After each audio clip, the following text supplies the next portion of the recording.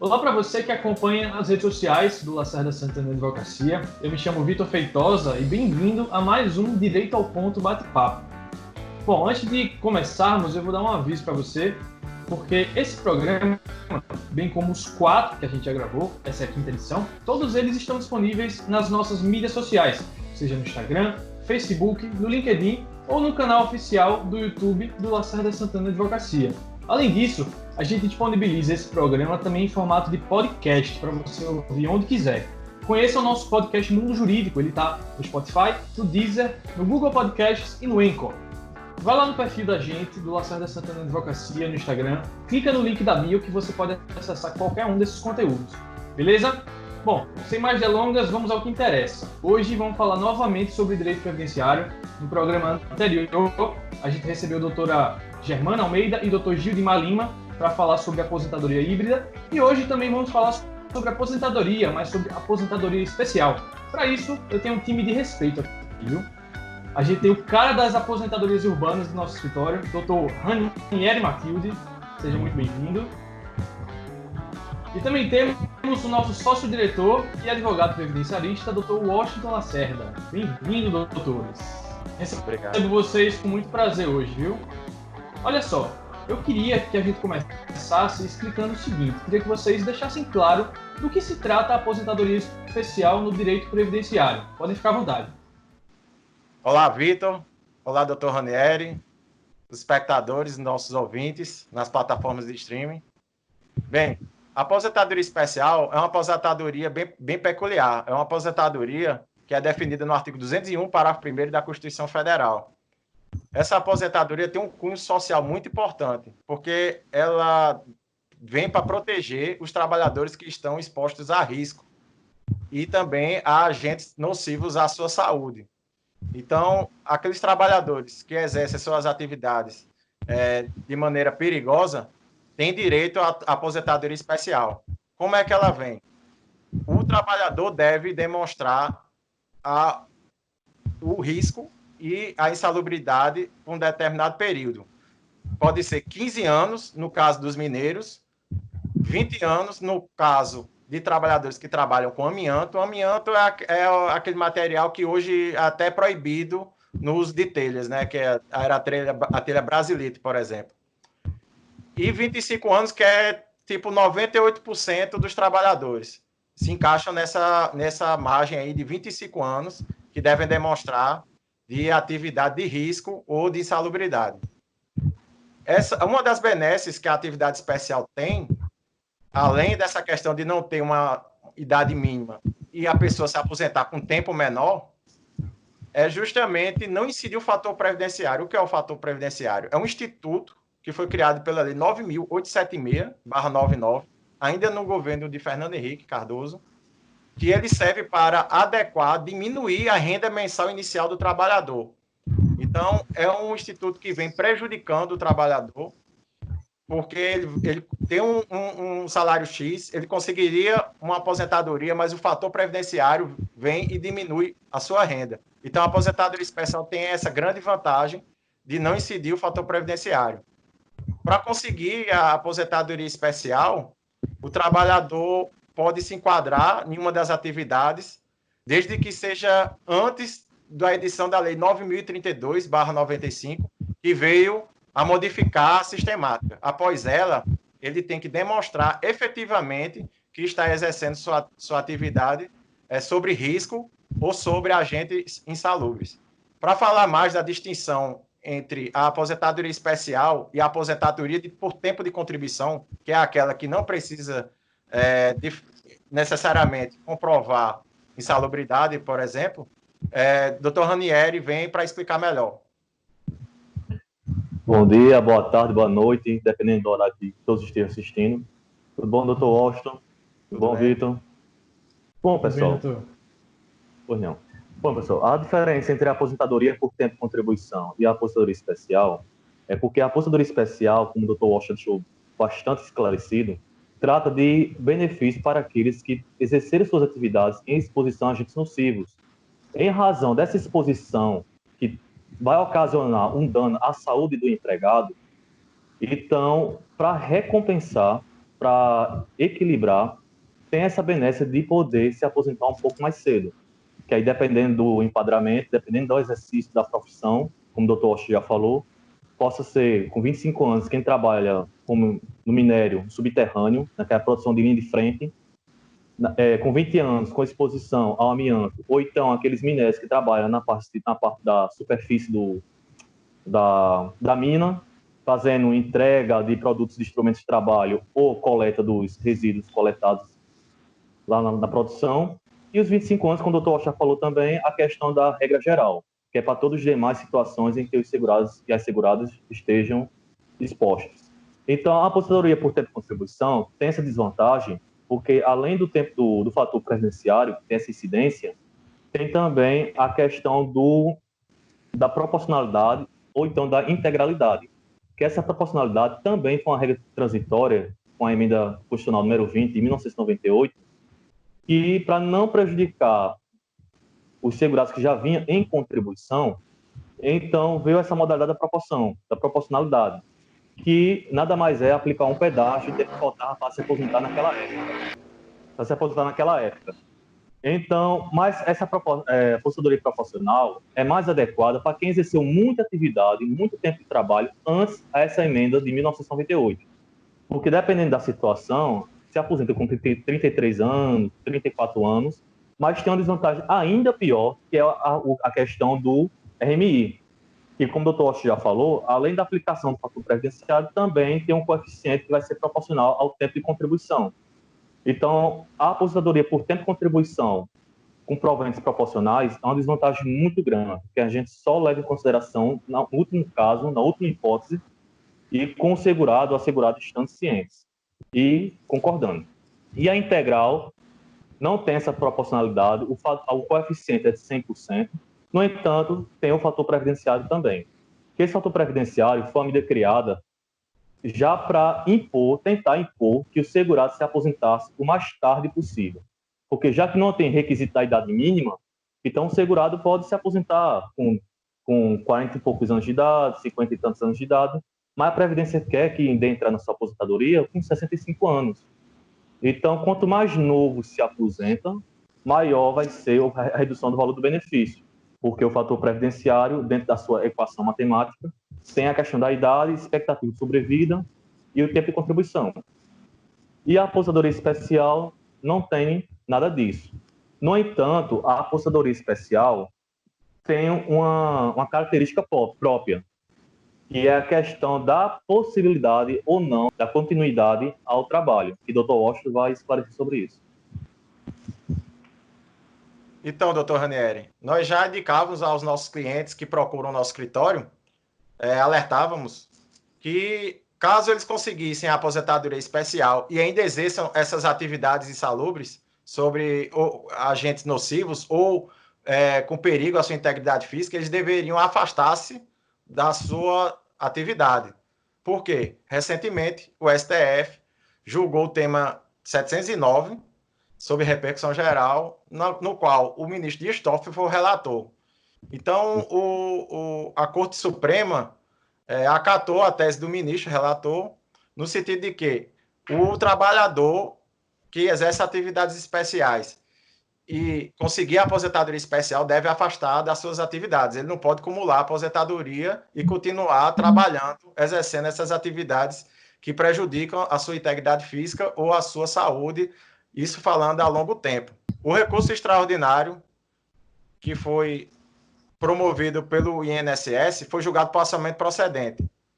No que tange a proibição da continuidade do trabalhador em exercer as atividades especiais, foi a parte procedente, mas o STF entendeu que a data do início do benefício deve sim ocorrer na data da entrada do requerimento administrativo, e não só após, quando o trabalhador se afastasse das suas atividades laborativas. Então, não houve uma vitória plena do INSS, ainda bem. Seria muito injusto penalizar o trabalhador que continuou trabalhando, exercendo suas atividades por necessidade própria, porque ele não poderia ausentar-se do trabalho esperando uma aposentadoria que pode vir ou não a ser concedida.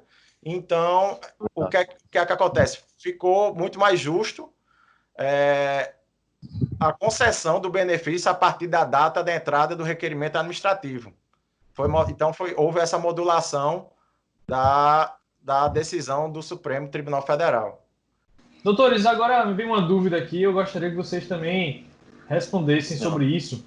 Como é que ficou a aposentadoria especial depois da reforma? Como ela era antes e como ficou depois? Vitor, é o seguinte, antes da reforma, como a gente já explanou anteriormente, tem aquelas modalidades de 25, 20, 15 anos, dependendo da função. E não importava a idade, era o único requisito, era a carência, 180 meses, e o tempo de exposição.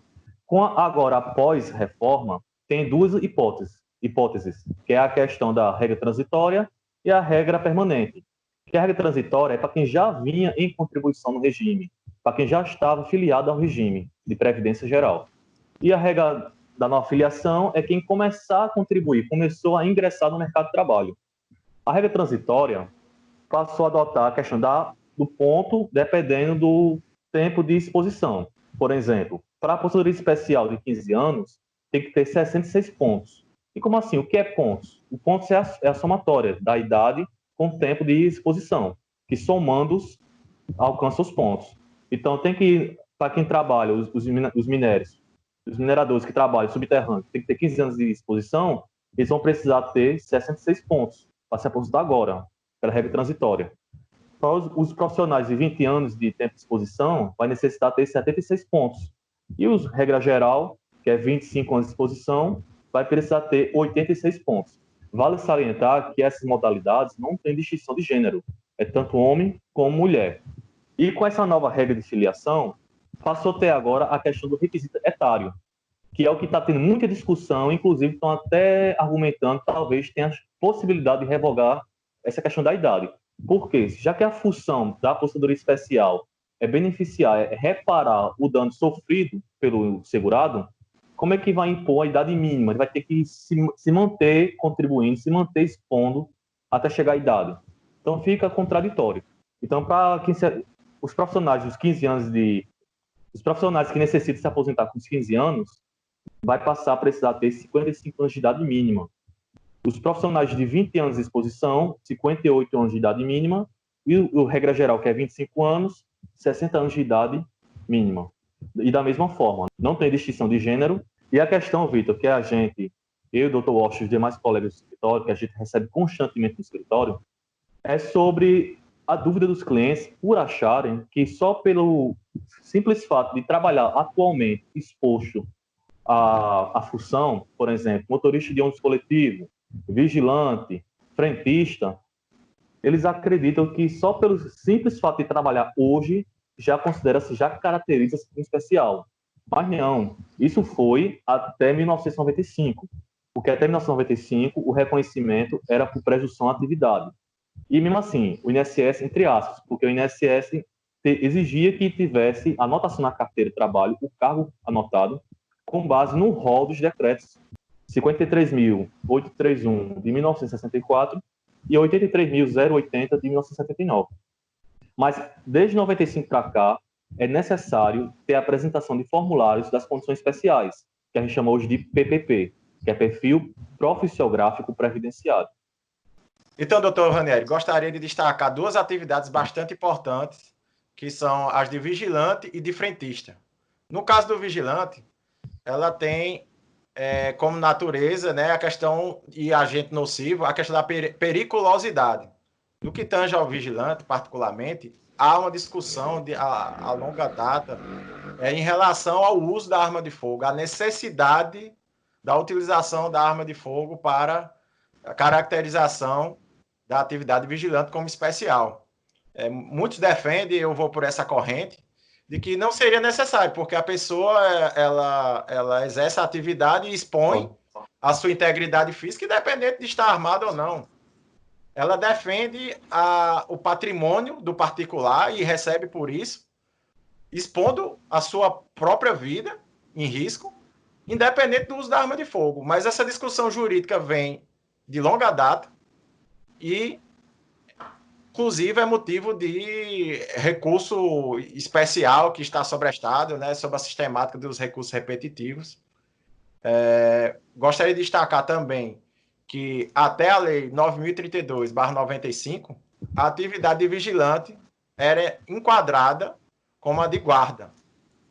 No caso, ela pode ser considerada, deve ser considerada especial por enquadramento, apesar de que não está especificamente delimitada no decreto 53831/64 como atividade especial a de vigilante, está só apenas a de guarda. Vigilante pode ser considerado por enquadramento, por um entendimento da melhor jurisprudência e da doutrina também. Então, não há prejuízo para o vigilante em termos de enquadramento da atividade como especial anteriormente a essa lei. Após a Lei 9.032/95, deve ser apresentado o perfil profissionográfico previdenciário, que é o documento que o Dr. Ranieri bem salientou para demonstrar a questão da especialidade da atividade. Deve ser comprovada através do PPP, deve constar nele o uso, né, a utilização da arma de fogo de modo habitual e permanente, não ocasional nem intermitente. Então, existe essa dificuldade quando a gente procura a justiça para conseguir a atividade de vigilante como especial.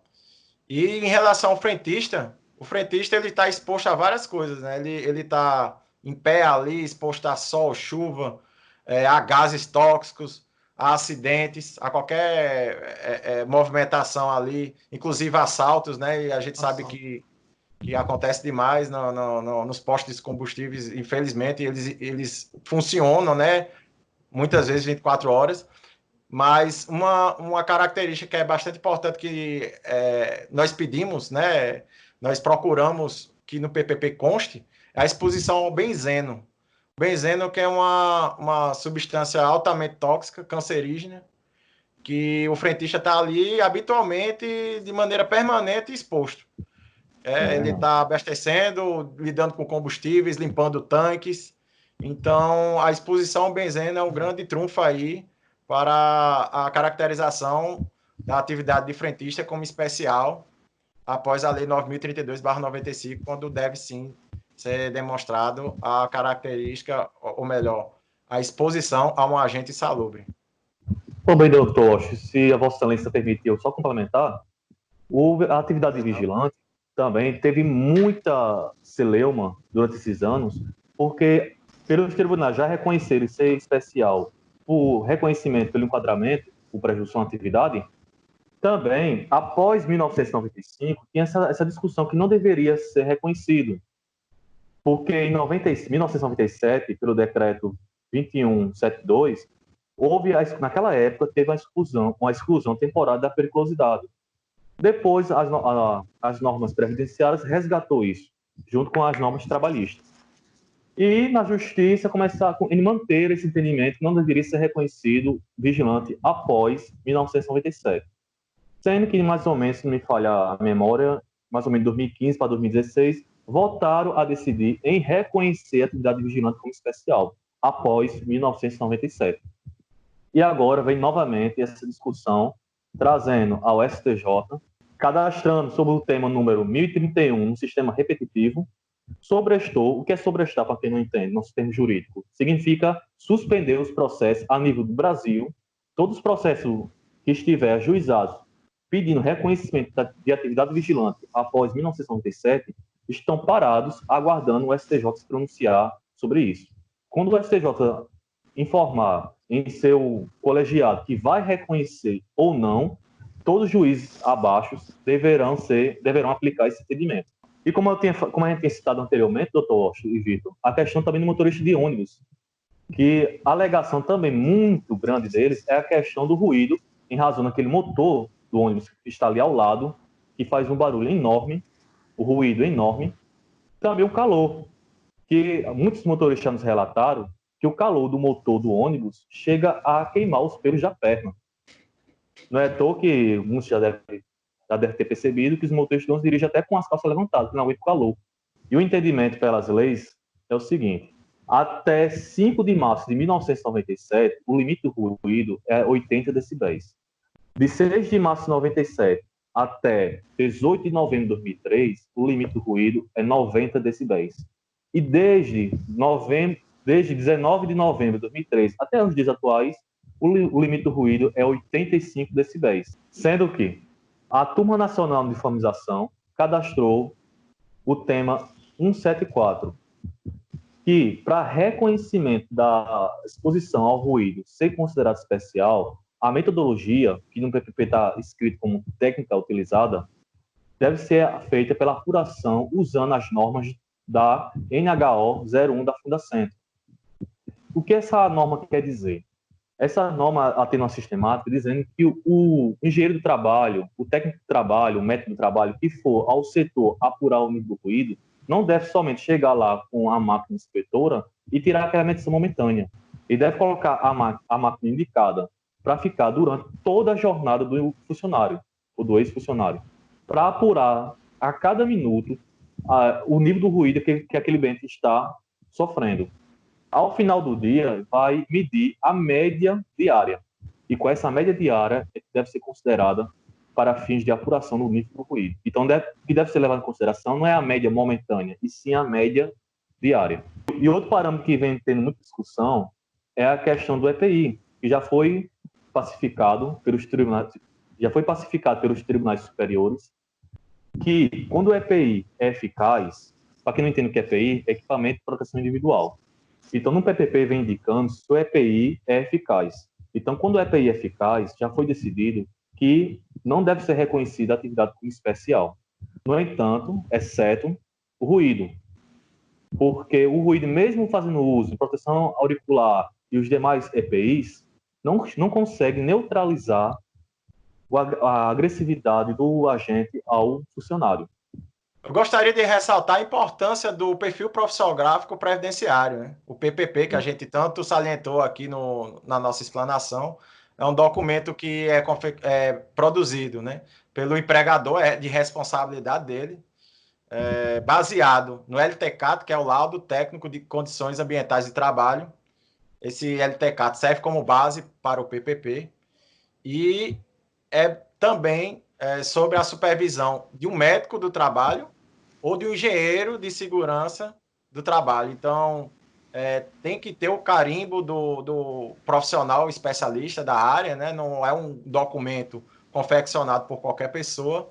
E o empregador ele não pode se esquivar de apresentar essa documentação. É um dever dele, está previsto lá na Lei 8.213/91, no seu artigo 58, parágrafo 3º.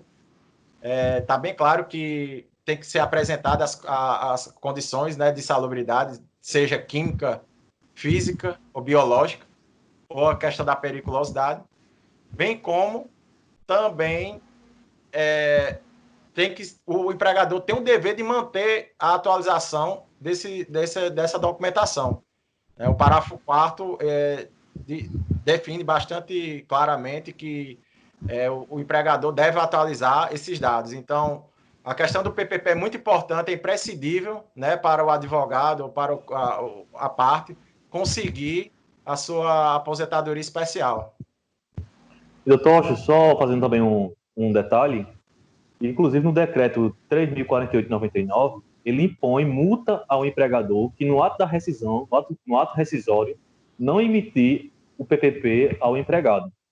Vale até bom salientar isso, que não é um favor que a empresa faz ao ex-funcionário ou funcionário, é um dever de entregar esse PPP. Perfeito, doutores. Eu fiquei muito feliz aqui de receber vocês hoje. A gente está sempre tentando trazer novos rostos, né, aqui para o Direito ao Ponto, porque nosso escritório tem muitos advogados. Então a gente está tentando sempre fazer trazer novidades, né? E hoje foi a primeira vez que vocês estiveram aqui no Direito ao Ponto Bate-Papo. Uma discussão sensacional. Vocês promoveram um debate aí com maestria, né? Explicando muito bem esse tema complexo, que é a aposentadoria especial. Mas eu gostaria que vocês fizessem algumas considerações finais, se tiverem vontade. Eu começo aí com o Dr. Washington Lacerda. Gostaria de fazer alguma consideração final, doutor? Sim, Vitor, com certeza. Primeiro, eu acho que foi muito importante a gente discutir sobre a aposentadoria especial, que é uma aposentadoria que tem um cunho social muito forte. É uma aposentadoria que até a reforma não tinha idade mínima, então temos aí muita gente com potencial e não sabem de já se aposentar, né? Trabalhou muitos anos sob condições de salubridade ou de risco à sua integridade física. E às vezes não procura a justiça, não procura o INSS, com receio de que, com o entendimento, na verdade, de que precisa atingir certa idade. E até a reforma da Previdência, quem se encaixa, quem tem o seu direito garantido até a reforma da Previdência não precisa de idade mínima. Após a reforma, infelizmente, existe, como bem Dr. Ranieri salientou, né, que existe uma regra de transição e, após isso, a tabela de idade mínima. Então, eu gostaria de agradecer a você que conduz aqui com tanto brilhantismo esse projeto, junto com o Luiz Fernando. Dr. Ranieri, que uma sumidade aí de direito urbano no nosso escritório.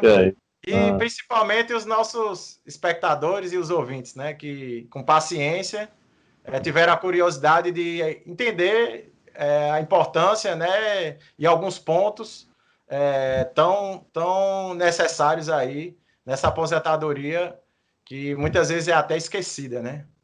Então, obrigado a todos. Dr. Ranieri, grande autoridade. Fica à vontade. É isso. Pois não, eu quero primeiro só chamar a atenção dos nossos telespectadores a guardar, preservar sua carteira de trabalho. Eu costumo até brincar com os clientes.